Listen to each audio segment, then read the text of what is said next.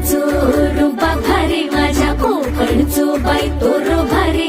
दिसते भारी गणपतीची स्वारी अन आला धादिस मामाच्या घरी मालवण चिपळूण सावंतवाडी माझ्या कोकण गावांचो दिमाग भारी दिसते भारी गणपतीची स्वारी माझ्या